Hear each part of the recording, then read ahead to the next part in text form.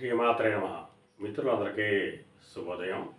ఈరోజు శ్రీ విశ్వావసనం సంవత్సర ఆషాఢ శుద్ధ విధియ శుక్రవారం. ఈరోజు విధియ మధ్యాహ్నం 1:21 వరకు ఉంది. తదుపరి తదియ. ఈరోజు పునర్వసు నక్షత్రం ఉదయం 9:47 వరకు ఉంది. తదుపరి పుష్యమి. ఈరోజు జూన్ 27, 2025 తేదీ శుక్రవారం. ఈరోజు దుర్ముహూర్తం ఉదయం 8:07 లాగైతే 9 వరకు ఉంది. మరలా తిరిగి దుర్ముహూర్తం మధ్యాహ్నం 12:29 లాగైతే 1:21 వరకు కూడా దుర్ముహూర్తం ఇవ్వడం జరిగింది. వజ్రం సాయంత్రం 5:41 లాగైతే 7:14 వరకు కూడా వజ్రం ఇవ్వడం జరిగింది. ఈరోజు పంచాంగరీత్యా ఈ రకమైనటువంటి ఫలితాలు గోచరిస్తున్నాయి. అలాగే ఈరోజు నక్షత్రాలు అయినటువంటి పునర్వసు, పుష్యమి నక్షత్రాలు ఎవరికి తారాబలం కుదురుతుందో మనం పరిశీలించినట్లయితే ఆశ్లేష, జ్యేష్ఠ, రేవతి ఈ నక్షత్రంలో జన్మించినట్టు మన మిత్రులందరికీ కూడా ఈరోజు నక్షత్రం అయినటువంటి పునర్వసు, పుష్యమి నక్షత్రాలు అనుకూలంగా ఉంటాయి. అందువల్ల ఇప్పుడు చెప్పినటువంటి నక్షత్ర జాతకులందరికీ ఈరోజు శుభకరంగా ఉండే అవకాశం ఉంది. అలాగే ఈరోజు రాశి ఫలితాన్ని మనం పరిశీలించినట్లయితే మేషరాశిలో జన్మించిన వాళ్ళకి ఆకస్మిక ప్రయాణాలు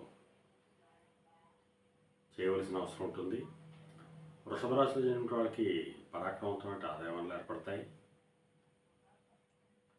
మిథున రాశిలో జన్మించిన వాళ్ళకి ధనాదాయం వృద్ధి చెందుతుంది. కర్కాటక రాశిలో జన్మించిన వాళ్ళకి ఆరోగ్యం చేకూరుతుంది. సింహరాశిలో జన్మించిన వాళ్ళకి అనారోగ్య సూచన ఉంది. కన్యారాశిలో జన్మించిన వాళ్ళకి చేసేటువంటి వ్యాపారాలు లాభసాటిగా సాగుతాయి. తులారాశిలో జన్మించిన వాళ్ళకి ఉద్యోగ అవకాశాలు పెరుగుతాయి. వృశ్చిక రాశిలో జన్మించిన వాళ్ళకి పితృవ్యవస్థానికి సంబంధించిన శుభవార్తలు వింటారు. ధనురాశిలో జన్మించిన వాళ్ళకి అనారోగ్య సూచన, ధనవ్యయం కలుగుతుంది.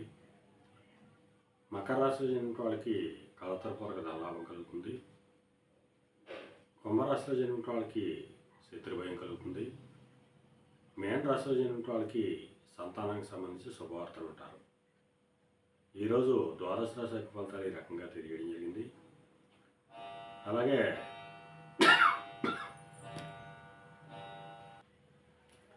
కళారంగంలో ఉన్న వాళ్ళకి కానీ, కళాత్మకమైనటువంటి వస్తువులు క్రయ విక్రయాలు చేసిన వాళ్ళకి కానీ, సుగంధ పరిమళ ద్రవ్యాలు క్రయ విక్రయాలు చేసిన వాళ్ళకి కానీ, సమస్త ఆయిల్ వ్యాపార రంగంలో ఉన్న వాళ్ళకి కానీ, పాతీన వ్యాపారం చేసిన వాళ్ళకి కానీ, సిమెంట్ వర్తకులు కానీ ఈరోజు మిక్కిలి శుభదాయకంగా లాభదాయకంగా ఉండే అవకాశం ఉంది. అలాగే ఈరోజు శుక్రవారం.